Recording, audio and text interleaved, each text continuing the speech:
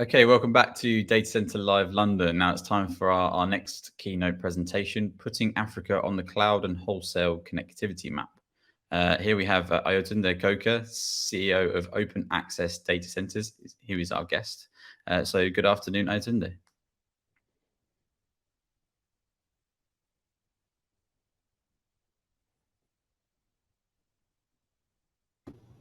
Hi, good afternoon. There we go. Thank you very much. I'll leave you to it. I just had to find the unmute button for a minute. Okay, thank you very much. And good day, everyone, wherever you are in the world. And I'm delighted to be here talking about Africa's digital competitiveness and putting Africa on the cloud and wholesale connectivity map. I have here the logo of the YL Group to provide context about open access data centers. Good.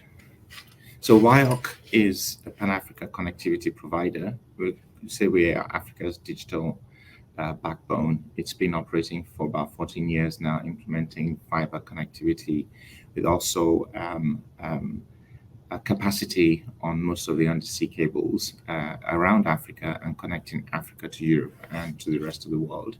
So OADC, Open Access Data Centers, was set up about 2 years ago, now as a part of the WIOC group focusing on the data centers. And we have within the group the connectivity part of the business and the data center part of the business. And we really see this coming together, providing converged open digital infrastructure in transforming digital Africa is the term that we use. Briefly, we have in Nigeria, the blue countries you see there are where we're live right now. In Nigeria, we have a flagship facility that's landed the Equiano cable, of which WIOC is one of the key partners. About 900 kilowatts of power right now, very quickly in the next few months going to 1.3 megawatts, and then we're expanding that with an additional 12 megawatts coming in live Q3 next year. We are developing in Democratic Republic of Congo. That's coming in live, ready for service in a few months, and will be the first real colocation multi-tenant data center colocation facility at quality in the country. And in South Africa, this is where this core to edge strategy is being implemented.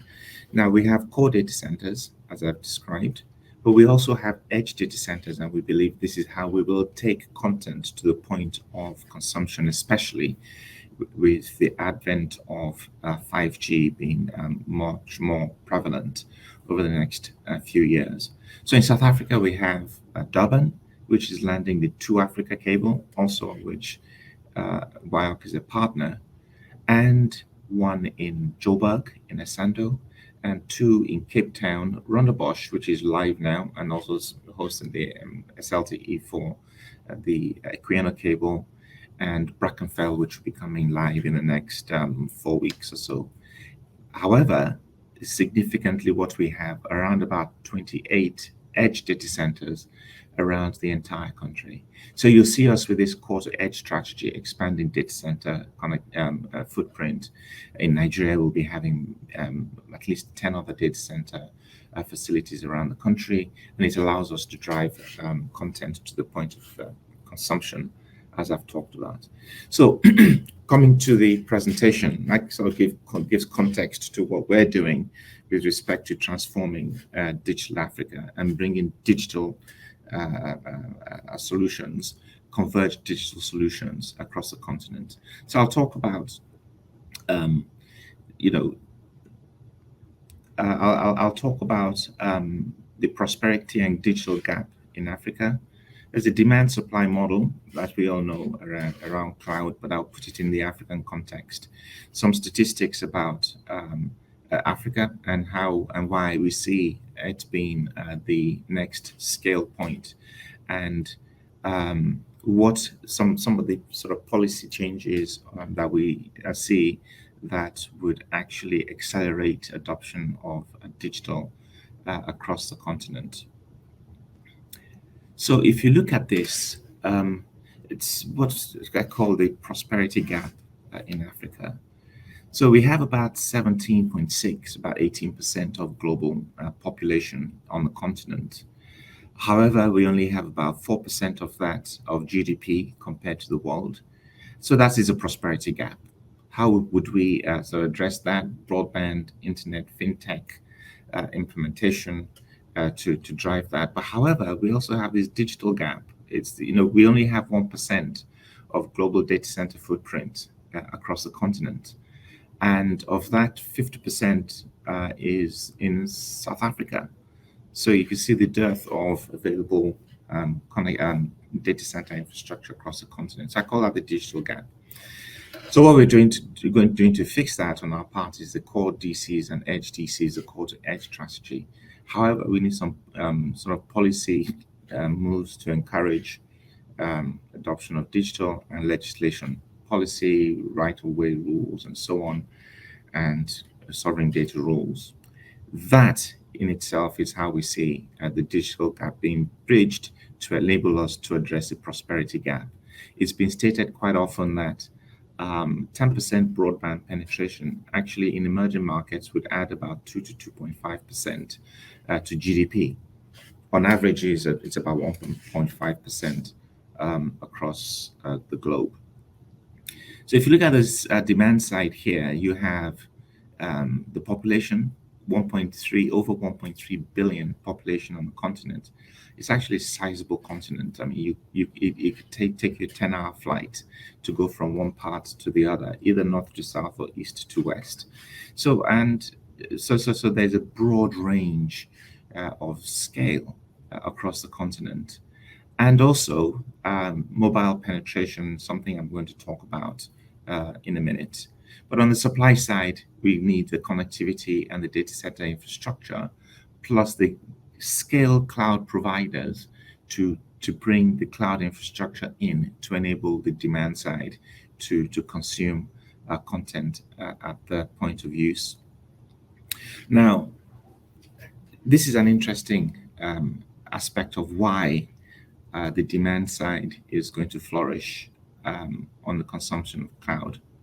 It's a term I use called the Sachet economy across Africa.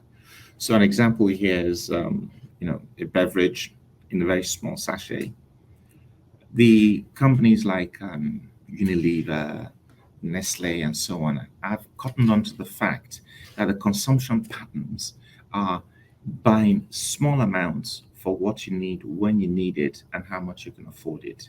The earning pattern generally across the continent is people earn today for what they want to spend tomorrow, and will do that. So if you can actually plug into that demand supply model, then there's a lot of returns that can be made. It's the same thing goes for microfinancing. It's the same thing that goes for beverages and for consumption of content through mobile phones.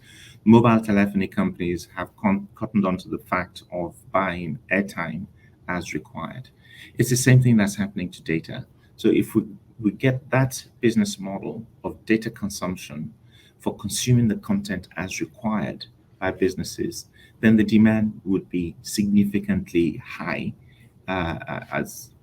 within the continent. And how do you break down digital technology? One, ensure broadband penetration, and I'll talk about what's happening on the continent right now. Two, you then need to make sure that you have the cloud services on the connectivity to the point of use to deliver digital content as required, at the scale that's required, when required, and how it can be afforded. So what's happening with connectivity and consumption points? The mobile phone is the predominant access point to content across the continent. And we also look at the demographics across the continent, typically across sub-Saharan Africa. The demographics, the median age is around about 18 to 20, which is comparatively young compared to other countries where you have much higher median ages in Europe and some parts of in America and some parts of Asia. So the potential is significant. We also see that if you look across the continent, some countries are actually now starting to deliver 5G services. Kenya, South Africa, Nigeria now has 5G services in major cities, so that should be read now with some of those services coming on stream. So you see this change, but this is what I'm doing with this graph just demonstrates what's happening. The encouraging thing is the graph showing the 2G. 2G penetration is reducing significantly. And what we're finding is that 3G is tailing off. These are averages across the continent. There are points actually on the continent where the demand the availability is significant actually of 4G and increasingly 5G. But nevertheless, average on the continent, you're seeing increasing 4G, which in itself is good enough broadband penetration for consumption of content, given a low base of growth. Now we see that 5G penetration increasing significantly to around about 30 million, so mobile 5G connectivity. In the context of 1.3 billion, that's not very much actually in terms of absolute numbers, but it's still a significant amount of growth. And as we look at different regions, you find and you see internet penetration and specifically the smartphone phone penetration, and in parallel, in comparison, smartphone penetration at across various regions on the continent. The three countries that really lead in the access to the internet. In Nigeria, for instance, you have 154 million connections to the internet, 154 million of about a 210 million population. That in itself is higher than any population in Europe, for instance. And you have broadband penetration over 45%, which is around about 90 million broadband connections in the country. That again in itself is higher than most populations, entire populations in many countries. So it shows the potential. South Africa, you have 73 million, and Kenya, you have 47 million connected to the internet. So these are very, very high absolute numbers, even though you might look at the proportions, on average, not being quite as high. But you have the points of concentration, as I mentioned, Nigeria, for instance, where the proportion of over 60% connected to the internet is pretty high in itself as a proportion, but very, very high as an absolute figure. And you see if you look at the spread across the continent, it varies. So you get your concentration points, and not surprisingly, that is where the data center concentrations are around South Africa and Southern Africa, Kenya and Eastern Africa, and Nigeria, and increasingly Morocco and Egypt. So the spread and the potential is significant. If you look at absolutes again, you will see that in comparison, Africa is not at the highest point in terms of ratios. But if you look at the absolute numbers, Asia, Europe, you then see that actually the absolute numbers you have are pretty way up there. So these are sort of demand side statistics that I'm presenting here to show that the demand side is significant indeed. And the challenge we have is to make sure that the supply side meets the potential of the demand side. And that is why we have to have the Pan-Africa core-to-edge strategy that we're delivering. And if you look at, again, another view compared to other parts of the world, population size, for instance, is significant. And then you find the internet users as the proportion of population is lower, as I've mentioned, but that is set to continue to grow. So we have to have the penetration, the broadband penetration, and the connectivity to the rest of the world, on-ramp capability of undersea cables, for instance. And if you look across the continent, you find that actually it's reasonably well served, especially on the western Atlantic seaboard of the continent with undersea cable capacity. I would suggest, if you have a moment, to go online just to look at the different capacities that we have with the various undersea cables, and their landings they vary across the continent. Actually, if you look at locations, Nigeria, for instance, 6 cable landings, but increasing as we get to Africa. In addition to Aquina that's just landed over there, so we have good numbers of undersea cables landing across the edge of the continent. That's the edge on the seaboards. But what happens is the key that we have to get the connectivity into the continent.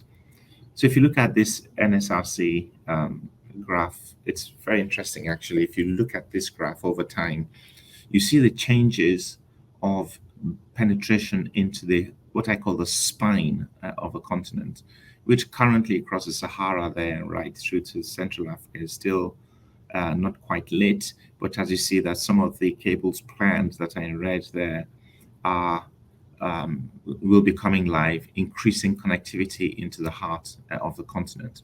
As I mentioned, once you get the broadband connectivity to the point of consumption, layered on with the demographics, layered on with the increased penetration of smart mobile devices, the demand side continues to increase significantly. So the key thing, as I mentioned, is for us to address the supply side. And what's happening here, if you look at this diagram picked up from an older Xylem Analytics report from a couple of years ago. Nevertheless, it's still broadly representative. You see that, as I mentioned, most of the data center concentration is in South Africa, increasing in Nigeria. In just Lagos, in Nigeria, for instance, there's around about 7 megawatts of 8 megawatts of installed capacity.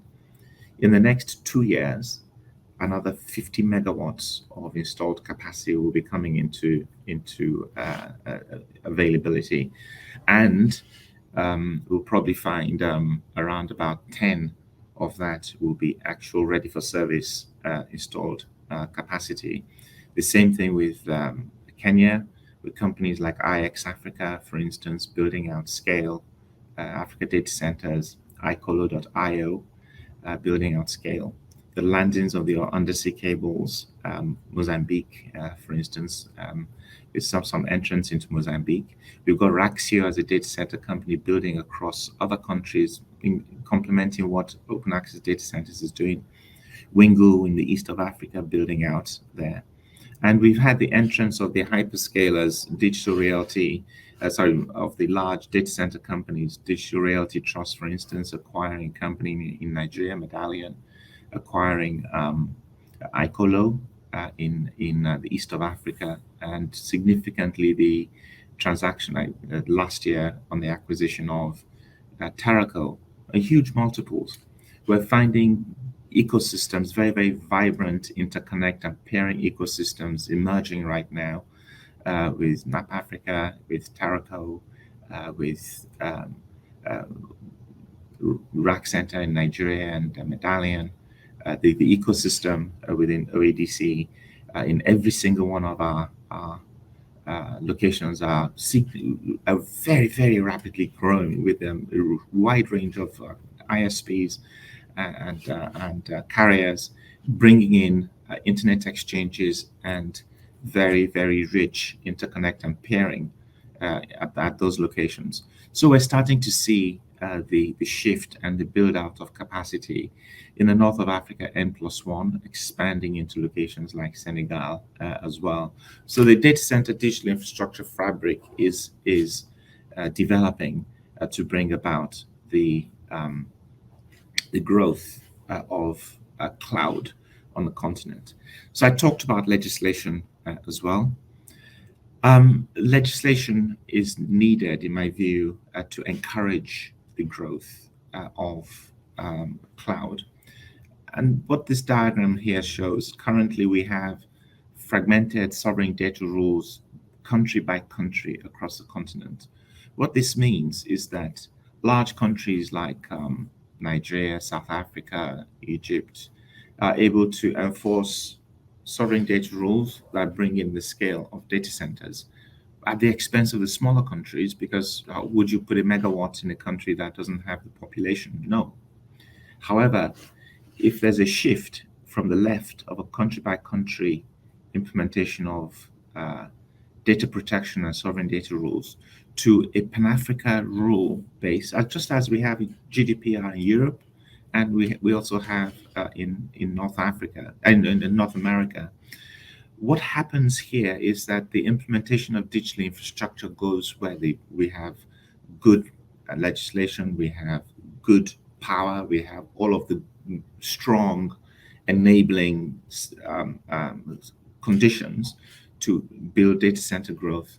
And I really do believe that that will drive a significant amount of growth across the continent. Of course, like in Europe, where you have the flag countries, France, London, Amsterdam, Paris, you'll get the same thing across Africa, Joburg, Lagos, Nairobi, and so on. But nevertheless, you'll have a broader base of data center and cloud infrastructure to serve the continent. This here just shows, I won't go through it in detail, the various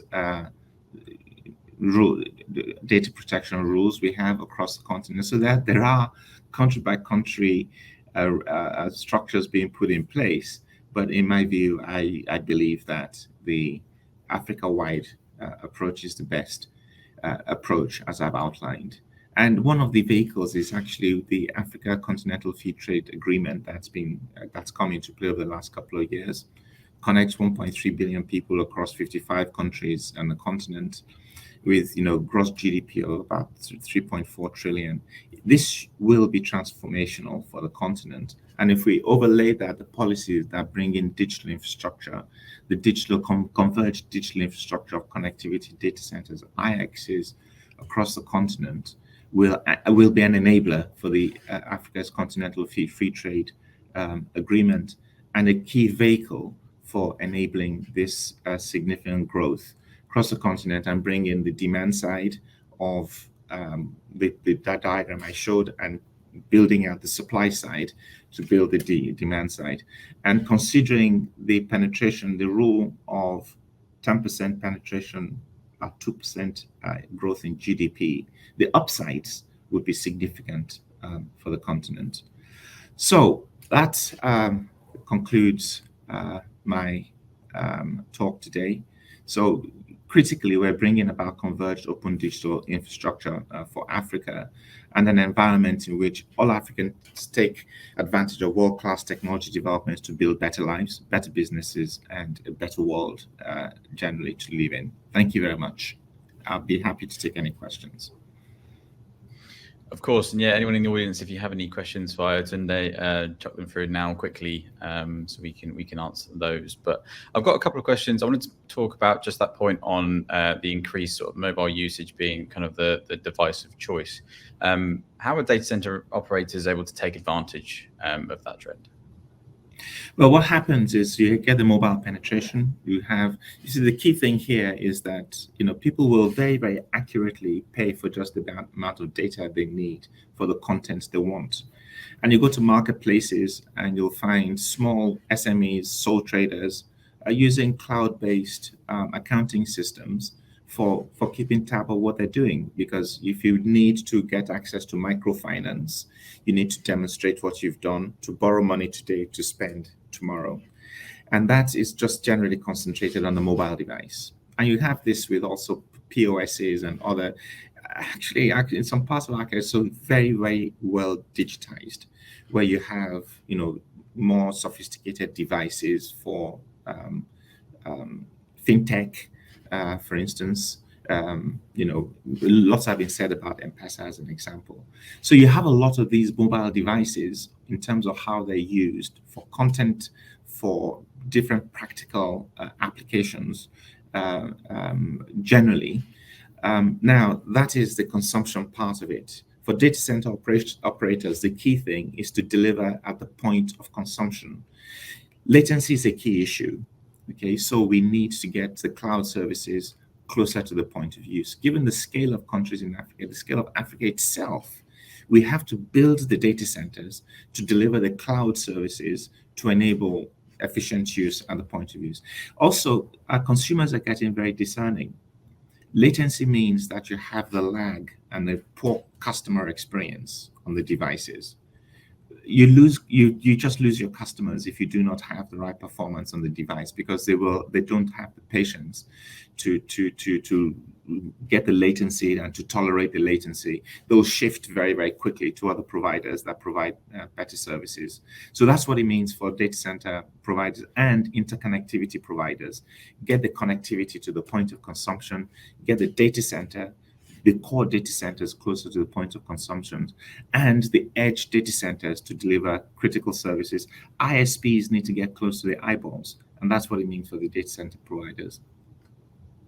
Sure, and I guess as you mentioned there, some of the providers that are lagging behind in terms of offering that speed, I guess, would it be an infrastructure development strategy that they'd be looking towards? Yeah, there are. You put the opportunities in perspective, but there are challenges of making sure that we have the right, well-priced kind of financial capital provision models, because the digital infrastructure is very, very capital intensive indeed, and capital efficiency for data center providers is very, very important, and it's improving, but the view that the African risk profile, or the risk premium, for want of a better term, is high, is something that has to be addressed to bring in the capital that will enable us to build the infrastructure. But much is happening actually with some of the DFIs across the world, really focusing and looking at digital financing across the continent. Fantastic. Well, I'm afraid that's all we've got time for at the moment, Ayotunde, but thank you very much for your presentation. Thank you. Thank you very much.